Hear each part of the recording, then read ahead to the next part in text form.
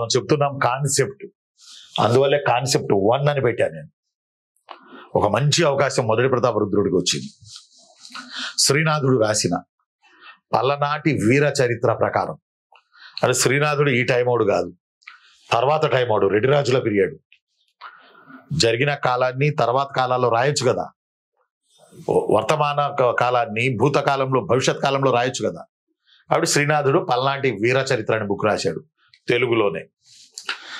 దీని ప్రకారం మనకు దొరుకుతున్న స్టోరీ ఏంటంటే, పలనాటి వీర చరిత్రలో చెప్పబడుతున్న దాని ప్రకారం ఆ రోజుల్లో పలనాడులో హైహేయ వంశస్థులని ఏలేవాళ్ళట.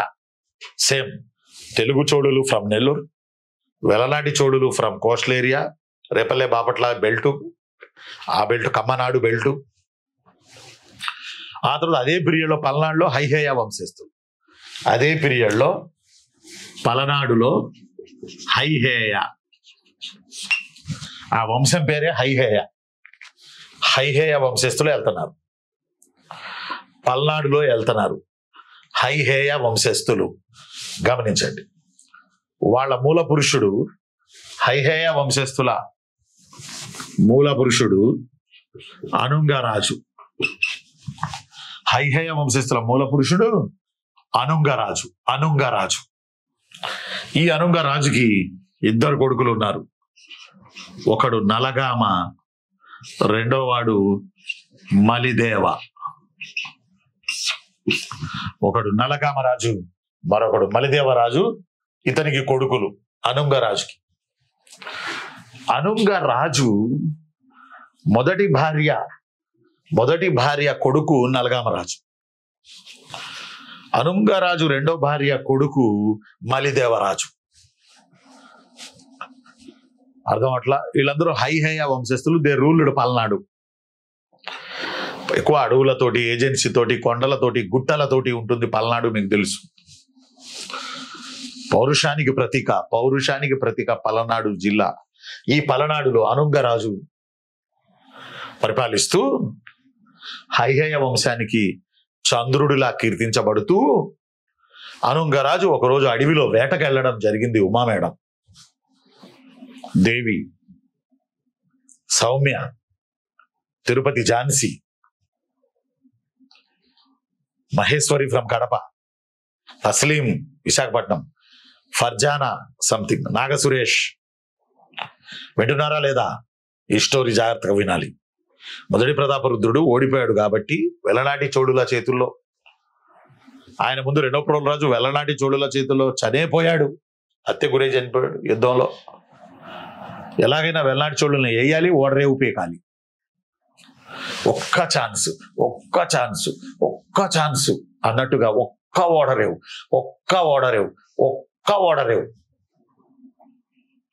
పాపం కాకతీయులకి దాహం వేస్తుంది, ఓడరేవు కావాలి.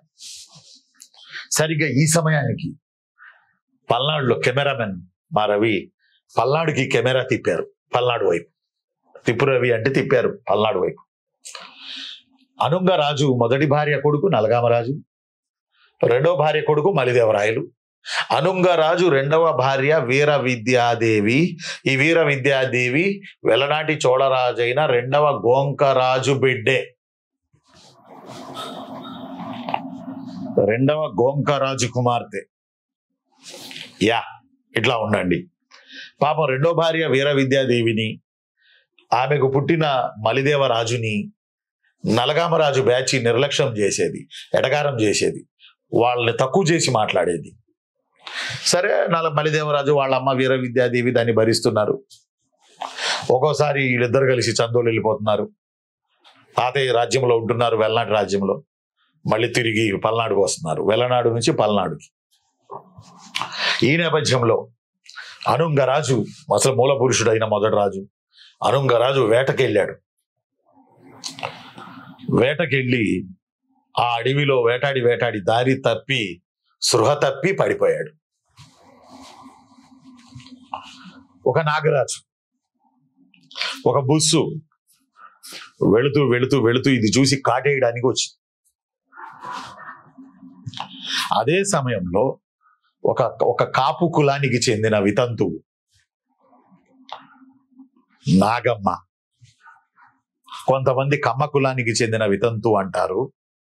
చాలా బుక్స్ లో కాపు కులానికి చెందిన వితంతువు అని రాసి ఉంది. భర్త లేడు ఆవిడకి. ఆవిడ కూడా అడవిలో వేటకొచ్చింది. మామూలుగా వేటాడుతుంటారు కదా. ఇది చూసి ఆ పాము కాటు వేసే టయానికి అనుంగ రాజుని ఆ కాపు కులానికి చెందిన మహిళ, నాగమ్మ కాదు, అప్పటికి ఇంకా నాగమ్మ రాలే, నాయకురాలు నాగమ్మ రాలే, ఆ కాపు కులానికి చెందిన మహిళ అనుంగ రాజుని బతికించింది. మీకు తెలియకుండా ఇప్పుడు నేను పలనాటి యుద్ధం గురించి చెప్తున్నా. పలనాటి యుద్ధంలోకి వెళ్తున్నాం మనం ఇప్పుడు మెల్లమెల్లగా. ఆ యుద్ధం మన మొదటి ప్రతాపరుద్రుడికి ఎలా కలిసి వచ్చిందో మనం తెలుసుకోవాలి. ఎందుకంటే మొదటి ప్రతాపరుద్రుడి గురించి మనం మాట్లాడుతున్నాం. మొదటి ప్రతాపరుద్రుడి కాలంలో జరిగిన పల్నాటి యుద్ధం గురించి మనం మాట్లాడుతున్నాం. నేను కరెక్ట్గా ఉన్నా కాకతీయుల్లో, మీరు కరెక్ట్గా ఉన్నారని నేను అనుకుంటున్నా. ఎస్, అనుంగరాజును బతికించింది ఆ మహిళ, ఆ కాపు కులానికి చెందిన మహిళ. అప్పుడు ఏమైందో తెలుసునా, అనుంగరాజు ప్రాణభిక్ష పెట్టింది కాబట్టి అనుంగరాజుకి, ఆవిడకు అనుంగరాజు తన ఐడి కార్డు ఇచ్చి వచ్చాడు. అమ్మా, నన్ను బతికిచ్చావు, నేను చనిపోయేవాడినే, ప్రమాదం నుంచి బయటేసావు, నువ్వు ఎప్పుడైనా మా రాజ్యానికి రావచ్చు. ఆ రోజు పలనాడుకి రాజధాని మాచర్ల ఒకటి ఉండే, గురజాల ఒకటి ఉండే. మాచర్ల, గురజాల రెండు రాజధానులు పల్నాడుకి. గురజాల ఒక క్యాపిటల్ సిటీ, మాచర్ల ఒక క్యాపిటల్ సిటీ. నువ్వు ఎప్పుడు వచ్చినా కలువమ్మా, నీకు నేను సాయం చేస్తాను, నన్ను బతికించావు తల్లి, నీ వల్లే నేను బతికున్నాను, నువ్వు పెట్టిన ప్రాణభిక్ష తల్లి అని చెప్పి అనుంగరాజు రిటర్న్ వచ్చేసాడు. కొంతకాలానికి అనుంగరాజు కాలం చేశాడు. కొంతకాలానికి అనుంగరాజు చనిపోయాడు. పల్నాడులో దృష్టి పెట్టండి. పల్నాడులో ఉన్నట్టు ఫీల్ అవ్వండి. పల్నాడులో మాచర్ల, గురజాల్లో ఉన్నట్టు ఫీల్ అవ్వండి. అయ్యారు కదా, మిమ్మల్ని తీసుకెళ్లి పల్నాడులో కూర్చోబెట్టాను నేను. కెమెరా కూడా పల్నాడు వైపు తిప్పుంది, మన కెమెరా పల్నాడు వైపు తిప్పుంది కాబట్టి జర గమనించండి. అనుంగరాజు కొంతకాలానికి పోయాడు. అనుంగరాజు పోయిన తర్వాత నలగామరాజు పెద్ద కుమారుడు కాబట్టి మన హిందూ ధర్మం ప్రకారం నలగామరాజు రాజయ్యాడు. అనుంగరాజు చనిపోయినప్పుడు తెలీదు, మా నాన్న అనుంగరాజు మరో భార్య ఉన్నది, మరో బిడ్డ ఉన్నాడు అని నలగామరాజుకు తెలియదు. అనుంగరాజు చనిపోయిన తర్వాత అనుంగరాజు చనిపోయాడని తెలిసి వీళ్ళిద్దరు వచ్చేసారు. అప్పుడు తెలిసింది, అమ్మాయి మా నాన్న ఇలా కూడా చేసి ఉన్నాడా అని. సరే, అనుంగరాజు అంత్యక్రియలు అయిపోయినాయి. అప్పుడు ఇక నలగామరాజు మలిదేవరాజుల మధ్య ఆస్తి పంపకాలు జరగాలనేది ఒక వాదన వచ్చింది, పల్నాడు సీమ పంచుకోవాలి అని. ఈ వాదన ఎందుకులే అని చెప్పి పల్నాడులో పెద్ద ఆయన రోసయ్య లాగా బ్రహ్మనాయుడు ఉండేవాడు. వీళ్ళ దగ్గరే మంత్రి బ్రహ్మనాయుడు. అనుంగరాజు, నలగామరాజు వీళ్ళ దగ్గర మంత్రి బ్రహ్మనాయుడు, పలనాటి బ్రహ్మనాయుడు. ఆయన ఏం చేశాడంటే, మీరిద్దరు కొట్టుకోవద్దు, కొంత తమ్ముడికి కూడా ఇద్దాము ఆస్తి, తమ్ముడికి గురజాల రాజ్యం ఇద్దాం, నువ్వు మాచర్లు పెట్టుకో అంటే నలగామరాజు వినలే. అసలు అతను ఎవడో తెలీదు, వీళ్ళెవరో తెలీదు, గెటౌట్ నా రాజ్యం నుంచి. బ్రహ్మనాయుడు కోపం వచ్చింది.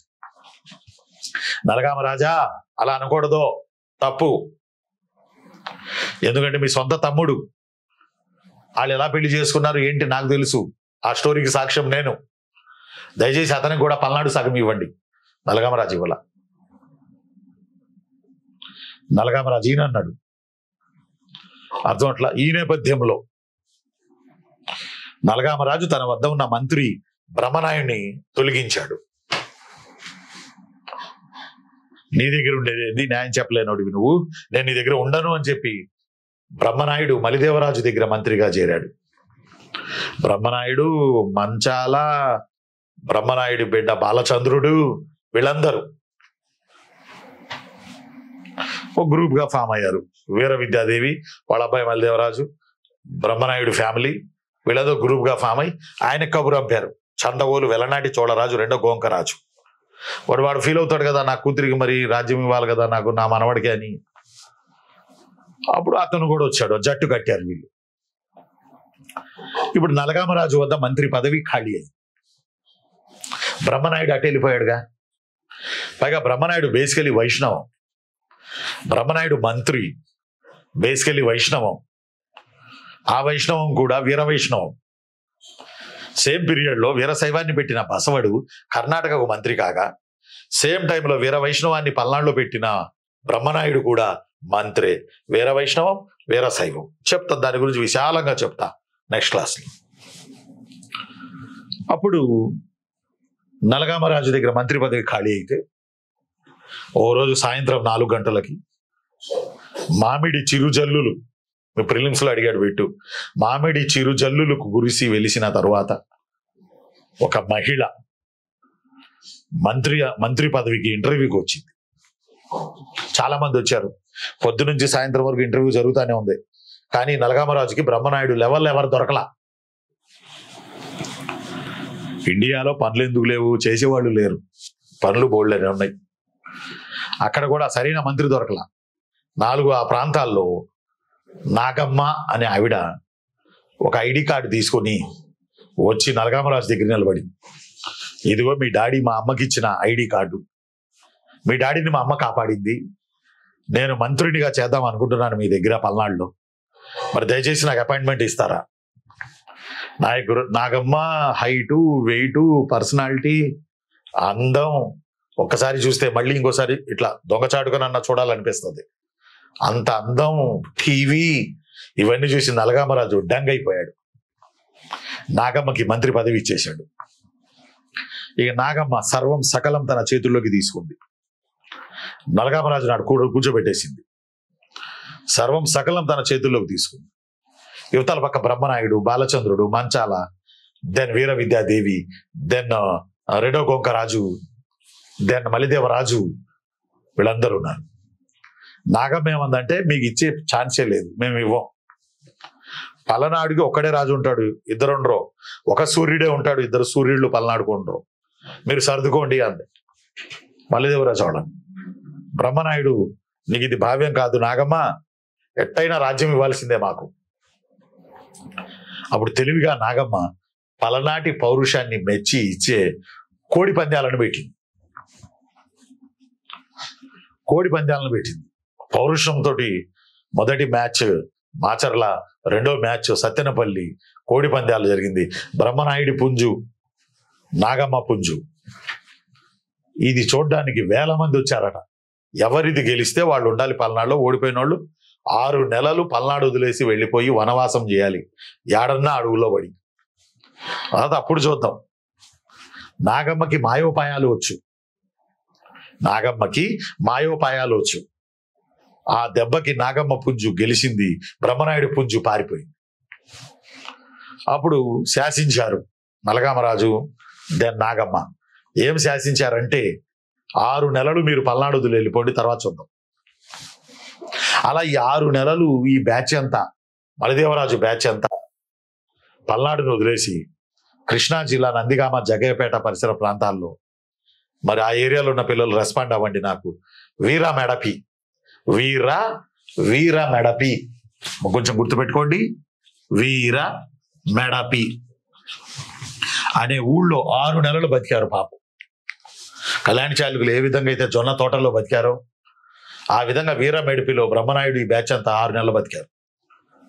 అయితే ఇక్కడ మనం కట్ చేస్తే మరి ఇందులో ప్రతాపరుద్రుడు రోల్ ఏంటి సార్? మన పాఠం ప్రతాపరుద్రుడు కదా, మరి వాటెప్పుడు the role of Prataparudra in పల్నాటి యుద్ధం. నలగామరాజు పల్నాటి యుద్ధం అంటే ఇక యుద్ధం రాలేదుగా, అందువల్ల నేను చెప్పలా. 6 నెలల తరువాత బ్రహ్మనాయుడు నాగమ్మకి ఉత్తరం రాశాడు, అమ్మా మా రాజ్యం ఇచ్చేయండి, మేము వచ్చేస్తున్నాం. మీరెవరు? బ్రహ్మనాయుడు ఎవరు? అసలు మీరేంటి? గెట్అవుట్ అంది నాగమ్మ. అందువల్ల నాయకురాలు నాగమ్మ అంటారు. మొత్తం తానే చక్రం తిప్పింది. బ్రహ్మనాయుడు ఉత్తరాల మీద ఉత్తరాలు రాస్తానే ఉన్నాడు. ఎందుకు రాస్తున్నాడు? యుద్ధం వస్తే చాలా మంది చనిపోతారు, అమాయకులు చనిపోతారు, ఈతి బాధలు వస్తాయి, కరువులు వస్తాయి, కాటకాలు వస్తాయి, ఎక్కువ మంది పురుషులు చనిపోతారు, రకరకాల బాధలు వస్తాయి. తల్లి అర్థం చేసుకో, యుద్ధం వద్దు. కానీ బ్రహ్మనాయుడిని నాగమ్మ రెచ్చగొట్టిందట. నువ్వు పురుషుడివి కాదా, నువ్వు తొడగొట్టలేవా, నువ్వు మీసం తెప్పలేవా, మీసం తెప్పలేవా నువ్వు. ఇక బ్రహ్మనాయుడు మండింది. ఫలితంగా 60 లేదా 40 ఆ ప్రాంతాల్లో దాదాపుగా 12 ఏళ్ళు పల్నాటి యుద్ధం జరిగింది. 12 years పల్నాటి యుద్ధం జరిగింది. రకరకాల ప్లేసుల్లో తనుకున్నారు. నాగులేరు, చంద్రవంక, పేట సనిగెళ్ళ, కారంపూడి, దాచేపల్లి, గురజాల. మామూలు యుద్ధం జరగల. జనాలందరూ అయితే అటో లేకపోతే ఈటో, తటస్థం మనిషి ఒక్కడు లేడు. అయితే అటన్నా ఉన్నారు, ఇటన్నా ఉన్నారు. ఇంకొక లాజిక్ ఉంది ఇక్కడ. పల్నాటి యుద్ధం శైవులకి వైష్ణవులకి జరిగిందని కూడా అంటారు.